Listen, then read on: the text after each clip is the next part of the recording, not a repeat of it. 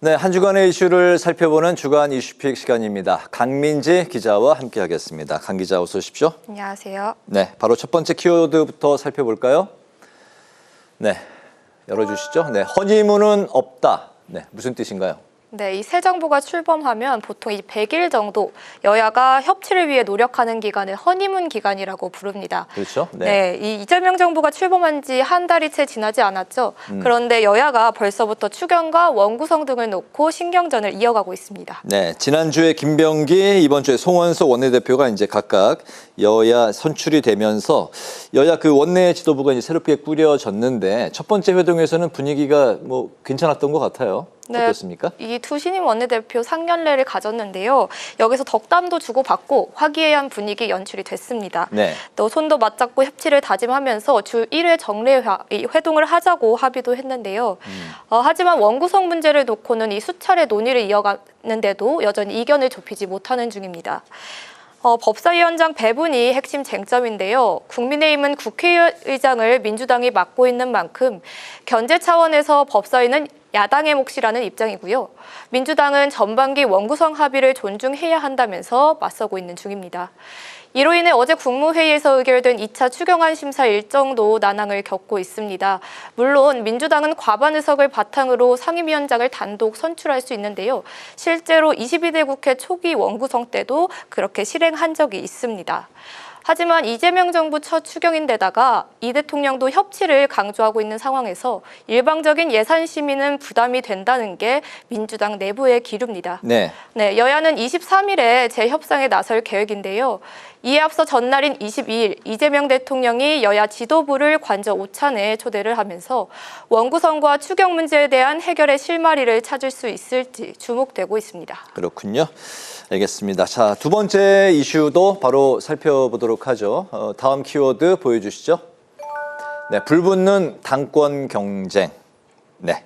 네, 앞서 전해드렸듯이 원내 지도부가 꾸려졌죠. 이에 따라서 각 당의 당권 경쟁도 본격화하고 있습니다. 네, 민주당은 전당대회를 8월 2일로 이제 확정을 했고 정청래 전 법사위원장이 일찌감치 이제 출마 선언을 한 상황이고 박찬대 전 원내대표 출마 가능성도 이제 거론되고 있는 상황이에요. 네, 맞습니다. 정청래 의원은 지난 15일에 당내 첫 출사표를 던졌고요.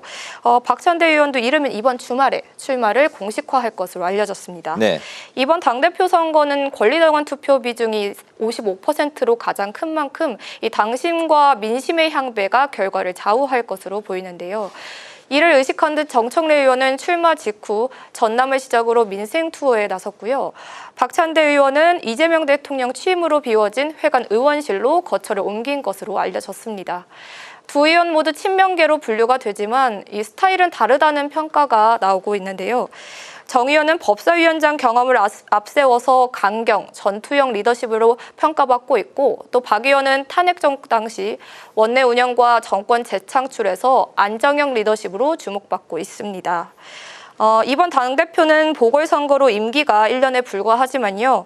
이재명 정부 첫 당대표에 또 내년 지선 공천권까지 갖고 있는 만큼 당내 주도권을 둘러싼 신경전은 한층 치열해질 것으로 예상됩니다. 네, 이제 그런 상황에서 이제 국민의힘 이야기를 좀 넘어가 보면 송원석 원내대표 선출 이후에 이제 혁신위 구성 그리고 당대표 후보군까지 친윤과 비윤 간의 기류가 이제 좀 미묘하게 갈리는 것 같아요. 어떻습니까? 네, 맞습니다. 이 사실상 친윤계의 지지를 받아 선출된 이 송원석 원내대표가 당내 역학 구도를 다시 흔들리고 있는 분위기인데요. 네. 가장 먼저 갈등이 표출된 건 당내 쇄신안이었습니다.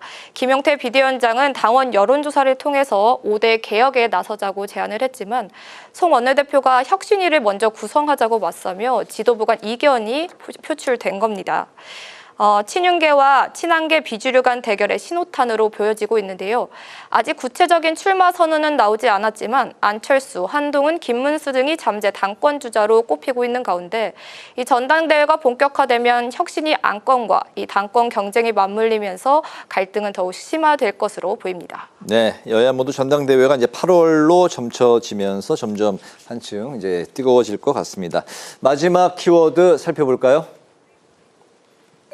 네, 어린이와의 약속. 이거는 좀 갈피 잡기가 쉽지 않네요. 예. 네, 이 우원식 국회의장 이번 주 국회 탄소 중립 로드맵을 발표했습니다. 네. 이곳에서 나온 현장인데요. 우 의장은 미래 세대 당사자가 될 아이들과 함께 국회가 2035년까지 탄소 중립을 이루겠다고 약속했습니다. 그렇군요. 이 자리에서 이제 구체적인 실천 계획도 나왔다고요? 네, 그렇습니다. 가장 핵심은 이 정부가 발표한 기존 탄소 중립 목표인 2045년보다 국회가 10년 빠르게 그 탄소 중립을 달성하겠다는 겁니다. 네. 이를 위해 의사당 지붕 단열 공사 등을 통해서 에너지 효율을 개선하고 국회는 기존 LNG 대신 수소열 에너지 등을 도입하겠다고 밝혔습니다. 또 국회의사당 전면에 태극기 형상의 태양광 패널을 설치하고 국회 소유 차량은 2030년까지 100% 무공해 차로 전환하겠다고 밝혔습니다. 중간 목표로 2030년까지 온실가스 배출량을 70%까지 감축하고 재생에너지 조달 비율을 80%까지 높이겠다는 목표도 제시했는데요. 국회가 먼저 2030 탄소 중립이라는 이 캐치프레이즈, 과거 우 의장이 의원 시절 노동자 시민들로부터 국회도 안 하는데 우리가 왜 해야 하냐 이 말을 들은 데서 비롯했다고 설명하기도 했습니다. 관련해 우원식 의장 발언 직접 들어보시죠. 네. 국회로부터 시작된 탄소 중립이 공공부문 탄소 중립의 마중물이 되어야 합니다. 국회가 하지 못하면 그 어떤 공공기관도 할 수 없다라고 하는 게 제 생각입니다. 국회가 먼저 2035 탄소 중립 함께 만들어 갑시다. 네. 우 의장의 기후위기 해결에 대한 의지가 취임 초기부터 아주 강했던 것 같아요. 네, 맞습니다. 우원식 의장 취임 초기부터 이번 22대 국회는 기후국회로 만들겠다 이 방향 분명히 해왔습니다. 네. 본청 앞에는 기후위기 시계를 설치해서 탄소 배출에 대한 경각심을 높였고요. 또 1년 가까이 공전하던 국회 기후특위를 의장 직권으로 본회의에 상정해서 지난 3월에 출범시키기도 했습니다. 특히 이번 기후특위에는 탄소 중립 법과 배출권 거래제 등 실질적인 법안을 심사할 권한을 부여했고요. 또 예산 의견 개진권도 부여해서 기존보다 실효성을 크게 강화했습니다. 우 의장은 국민과 미래 세대의 부담을 줄일 수 있도록 실효성 있는 개정이 이루어져야 한다고 거듭 강조했는데요. 기후위기 해결에는 여야가 한 목소리를 내고 있는 만큼 속도감 있는 법 개정에 대한 기대도 높아지고 있는 상황입니다. 네, 주간 이슈픽 강민지 기자와 함께했습니다. 오늘 말씀 잘 들었습니다. 고맙습니다.